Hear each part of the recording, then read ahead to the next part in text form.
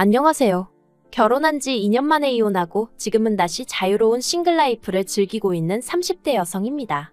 다진한 과거 이야기는 해서 뭐하나 싶어 주변 친한 친구들에게도 이랬다 저랬다 말한 적이 없었는데 며칠 전 남편한테 뜬금없는 연락을 받고선 황당하기도 하고 어이없기도 하고 그래서 이렇게 제 이야기 좀 해볼까 합니다.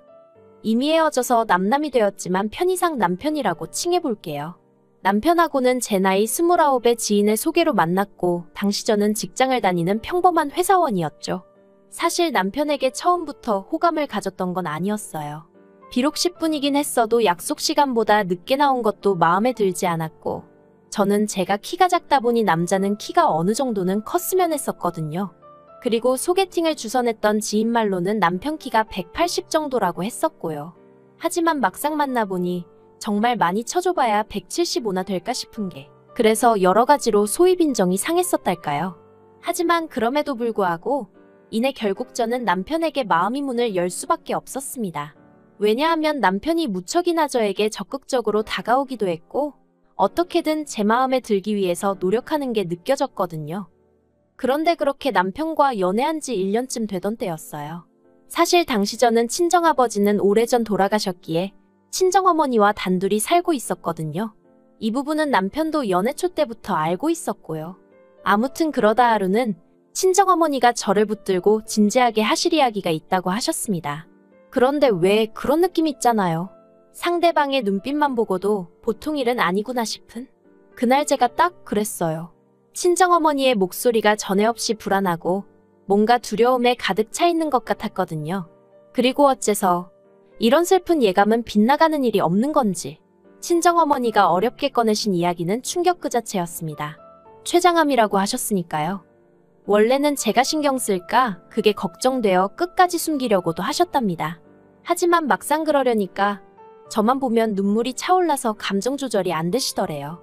그리고 저는 그런 친정어머니를 보면서 제 자신이 몹시도 한심하고 증오스럽기까지 했어요. 그제서야 전에 없이 마른 친정어머니의 몸이 노랗게 떠버린 얼굴이 눈에 들어왔으니까요.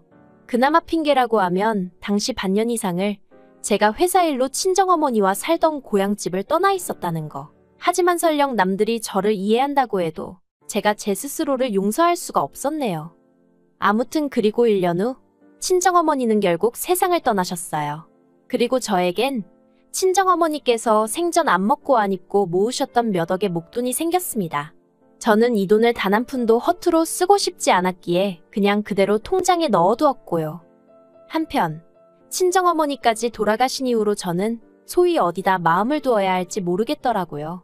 회사에 가도 일이 제대로 손에 잡히지 않았고 식욕도 거의 느끼질 못해서 2달 사이에 5kg 넘게 살이 빠졌죠. 그러자 이제 제 사정을 아는 주변 사람들이 이러다 저까지 큰일 나겠다면서 저한테 남편이랑 결혼을 하는 건 어떻겠냐 뭐 그런 이야기를 하는 거예요. 가정을 꾸리면 좀 안정이 될 거라면서. 그리고 남편도 그런 마음이었던 건지는 모르겠지만 아무튼 하루는 제가 이렇게 무너지는 걸 더는 볼 수 없다면서 결혼하자고 저에게 프로포즈를 해왔습니다. 저는 남편과 연애를 하면서도 사실 결혼까지는 생각해 본 적이 없었는데 그렇지만 그때는 솔직히 말하자면 감정이 좀 복받치는 게 있었어요. 부모님 2분 다 떠나시고 이제 나에겐 이 남자밖에 없다 뭐 그런 생각도 아닌 게 아니라 들기도 했고요. 그래서 남편과 부부의연을 맺게 되었죠. 하지만 막상 프로포즈까지 받고 결혼 준비를 하나씩 시작해보니까 그동안 내가 이런 남자랑 사귄 건가 싶을 정도로 솔직히 생각지도 못한 혹은 제가 예상했던 것과는 다른 부분이 너무나 많았습니다. 일단 시작은 직장이었어요.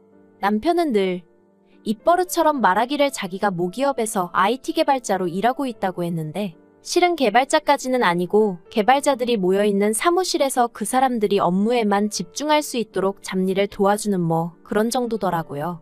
솔직히 알고 나선 어이가 없었어요. 하지만 남편은 제가 얼마나 자기한테 관심이 없었으면 그걸 착각하고 있었냐며 오히려 제 탓을 하대요. 자기는 예전에 분명히 개발자가 아니라 개발자 비슷한 뭐 그런 일을 한다고 몇 번이나 저한테 말했었다면서요. 그러면서 저더러 제가 대충 들어놓고 왜 갑자기 사람을 거짓말쟁이로 몰아가며 실망이네 어쩌네 하는데 당황스럽기도 하고 정말 내가 잘못 기억하고 있는 건가 싶은 게 아무튼 그래도 이때는 그래 직함이 뭐가 중요한가 중요한 건 성실함과 사람됨됨이지 생각하고 제 스스로를 납득시켰습니다. 한심하게 들리겠지만 솔직히 말하자면 남편에게 세뇌라도 된 건지 괜한 사람을 잡았나 싶은 생각에 미안한 마음까지 들더라니까요. 그런데 그게 다가 아니었습니다. 남편은 시부모님께서 제가 다른 건 다 마음에 드는데 고아라는 게 마음에 걸린다며 저희 결혼을 탐탁치 않아 하신다 뭐 그런 이야기를 전해왔는데 물론 친정아버지야 일찍이 돌아가셨지만 친정어머니는 제 나이 30이 넘어서야 돌아가셨는데 그것도 고아라고 하나 싶기도 하고 그래서 이때 저는 고민 끝에 남편에게 헤어지자고 했어요. 솔직히 정신적으로 이래저래 스트레스도 심했고 제가 달리 바꿀 수 없는 부분을 문제 삼아 결혼을 반대하신다 하니 뭘 어떻게 해야 할지 아예 방법을 모르겠었거든요. 그런데 남편이 저를 붙잡았습니다. 이렇게 쉽게 포기할 거냐면서 자기가 어떻게든 시부모님은 설득해보겠다대요. 그리고 대략 2주 정도의 시간이 흘러 만나게 된 남편의 표정은 무척이나 복잡해 보였습니다. 제가 시부모님이 뭐라고 하셨냐고 솔직히 말해달라고 했어요. 도저히 나를 며느리로 받아들이고 싶지 않으시다 하시면 어쩌겠냐고 놔주겠다고 하면서요. 그러자 남편이 그건 아니랍니다. 시부모님께서는 그렇게 죽고 못 사는 사이면 어쩌겠냐면서 할 테면 하라고 하셨다나요. 하지만 덧붙이시기를 대신 금전적인 지원은 10원 하나 못 해준다고 그러시더래요. 그러면서 남편이 그래도 괜찮지? 우리 힘으로 시작해보자 그러는데 제가 이땐 정말 멍청하게도 그냥 어쨌든 남편이 허락을 받아왔다는 게 고맙기도 하고 시부모님하고 부딪히는 일이 쉽지만은 않았을 텐데 미안하기도 하고 그래서 금전적인 지원이 좀 없으면 어떤가 그렇게 단순히 생각을 했지 뭐예요. 남편은 저에게 자기가 모아놓은 돈이 1억이 있다고 했고 그래서 그럼 그 1억에 제가 가진 돈 중 2억을 더해 작은 아파트 하나를 사면 되겠다고 생각을 했어요.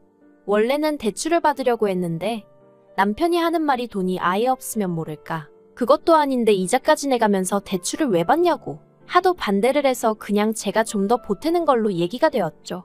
그리고 청첩장이 나온 이후론 남편하고 계속해서 눈품발품 팔아가며 부동산을 돌아다니기 시작했어요. 그런데 막상 마음에 드는 집을 발견해 계약을 하려니까 남편이 이 핑계 저 핑계를 대며 자꾸 돈을 안 보내주는 거예요. 결국 기다리다 못한 아니 참다 못한 제가 왜 돈을 안 보내고 자꾸 질질 끄냐고 단도직입적으로 물었습니다. 그랬더니 남편이 한다는 말이 실은 자기가 자존심이 상했었대요. 제가 2억을 보태는데 자기는 1억밖에 못 보태는 상황이 쪽팔렸다나요? 그래서 어떻게든 하다못해 돈 1,000만 원이라도 더 마련해보려고 주식을 했다면서 어이가 없었죠. 그 말을 들은 제가 왜 상의도 없이 그랬냐고 지금이라도 팔고 얼른 정리하라고 했어요.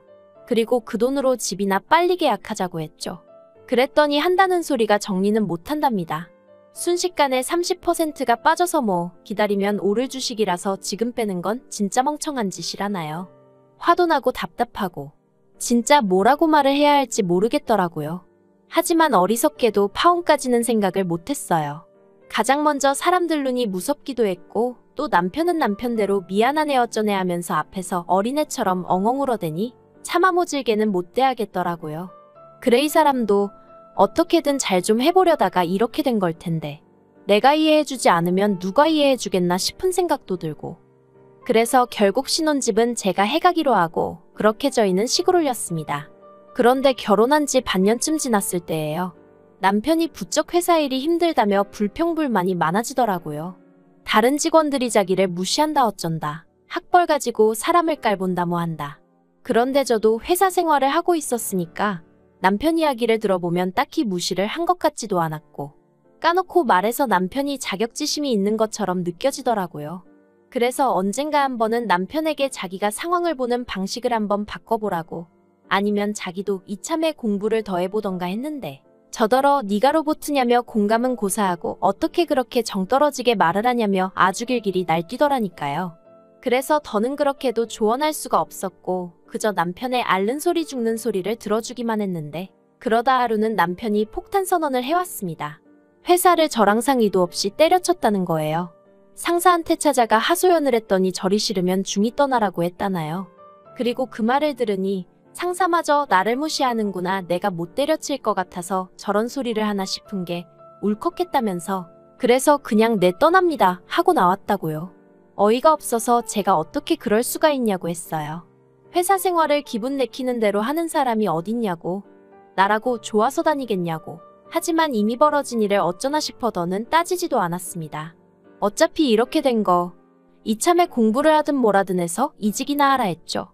그리고 대신 집에 있는 동안 서툴러도 괜찮으니까 살림 좀 도와달라고. 그랬더니 알겠다대요. 하지만 살림은 고사하고 남편은 그 어떤 일도 하지 않고 하루하루를 보내기 시작했습니다. 남편은 제가 출근할 때까지도 일어나지 않았고 퇴근 후에 집에 오면 절 기다리는 건 설거지거리로 가득한 싱크대와 여기저기 던져져 있는 일거리뿐이었거든요. 게다가 남편이란 작자는 저에게 왔어라는 한마디도 하는 둥 마는 둥 하며 게임만 처하고 있을 뿐이었죠. 그래도 처음엔 모처럼 쉬는 거니 저럴 수도 있지 하고 생각했습니다. 그런데 그 기간이 2달을 넘어가니까 제 인내심도 점점 바닥이 나더라고요. 그래서 결국 남편더러 언제까지 이렇게 살 거냐고 물었더니 남편 하는 말이 가관이었습니다. 뭐가 문제냐는 거예요. 어이가 없어서 그럼 지금 이게 문제가 없어? 하니까. 자기도 나름대로 주식도 하고 있고 당장 벌이가 없어서 그렇지 하나만 터지면 어쩌고 그러는데 기가 차서 말도 안 나오더라니까요. 그런데 그때 남편이 꺼낸 말이 더 어이가 없었습니다. 뜬금없이 아파트를 공동명의로 해달라는 거예요. 어이가 없어서 내가 왜 그래야 하냐니까. 이 집에 자기 건 하나도 없지 않냐면서 그러니까 회사에서 느꼈던 소외감이 집에서도 느껴진다나 어쩐다나요. 그러면서 계속해서 공동명의 타령을 해대는데 정말 황당해서 기가 막히더라고요. 이 아파트를 누가 무슨 돈으로 산 건지 자기도 뻔히 알면서 어떻게 저렇게 아무렇지도 않다는 듯 공동명의 타령을 하나 싶은 게. 그래서 제가 양심도 없냐고 한마디 했어요.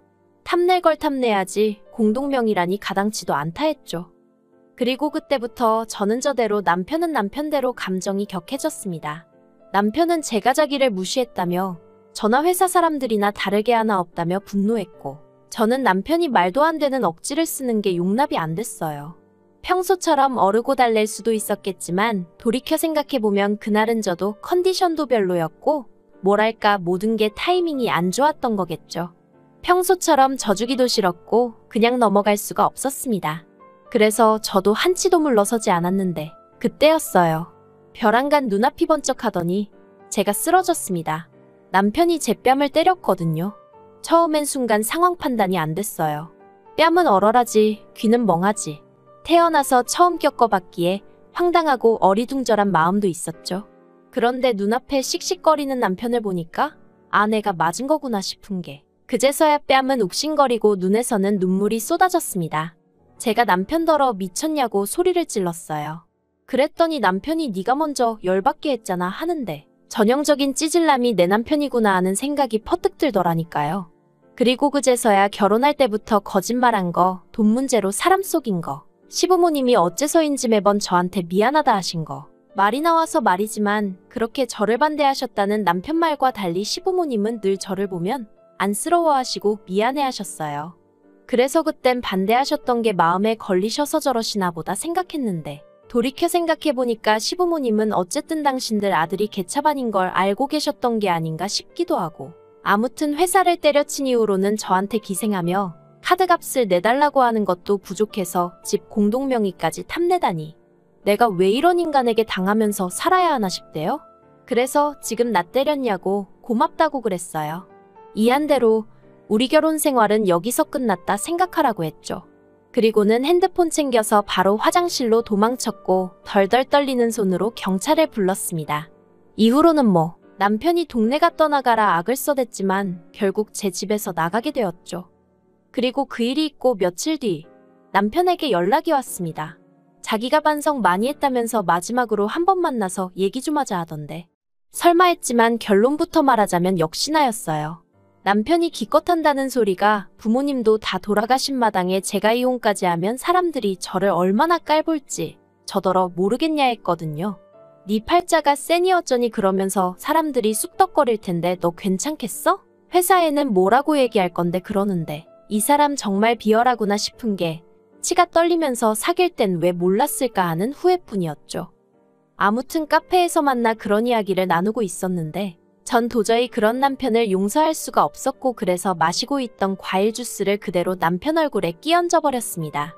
그랬더니 딸기니 뭐니 안에 들어있던 과일 찌꺼기가 그 사람 머리와 안경에 들러붙어 있는데 그 꼴이 우습긴 하대요. 사실 마음 같아선 저도 그 사람 귀싸대기한데 시원하게 갈겨주고 싶었죠. 하지만 그러면 이혼할 때 저한테 불리한 일이 있을 것도 같아서 그렇게는 못했어요. 한편 주수세례까지 받고 악에 바친 남편이 저에게 욕을 퍼부어댔고 결국 카페 사장님이 경찰을 부르고 나서야 저는 남편에게서 벗어날 수 있었습니다. 그렇게 서로 밑바닥까지 다 보여주고 나니 이혼은 오히려 쉽게 했어요. 결혼 생활이 짧아서 위자료 같은 건 못 받았고 그나마 위로가 되었던 건 그 과정에서 남편 재산을 알게 되었는데 주식에 넣었다던 1억은 2천도 안 남아있더라는 거죠. 어머님 아버님은 당신들이 다 뜯어 고쳐놓겠다며 지금이라도 다시 생각해보면 안 되겠냐 저를 설득하려 드셨지만 오히려 그런 어머님 아버님이 더 얄미웠어요. 당신들 아들이 그 모양인 거 뻔히 알면서 또 나한테 떠넘기려고 하시나 싶은 게 그래서 그나마 좀 찜찜한 마음이 있었는데 다 털어버릴 수 있었죠. 그런데 황당하게도 제가 이렇게 글을 쓰게 된 이유이기도 하고요. 엊그제 남편한테 연락이 왔더라고요. 자기가 정말 반성 많이 했다면서 한 번만 기회를 달랍니다. 새 출발하고 싶다면서 그리고 저에게 무슨 든든한 버팀목이 되어주겠다나요? 혼자는 힘들지 않냐면서 이번엔 아이까지 낳고 정말 완벽한 가정을 꾸려보자 이러는데 소름이 끼치더라고요. 그래서 오늘 오전 핸드폰 번호도 바꾸고 집도 내놨어요. 당분간 회사 때문에 어디 멀리 가지는 못하겠지만 제가 죄를 지은 것도 아닌데 숨어 지내야 하나 싶은 심정이네요. 요새 제정신 아닌 사람들 많으니까 조심하는 것도 나쁘지 않겠다 싶어서요. 서글프지만 제 인생 돌아가신 부모님만큼이나 관심 가져줄 사람은 없다고 생각하고 그러니 더 독하게 마음 먹고 살아가렵니다.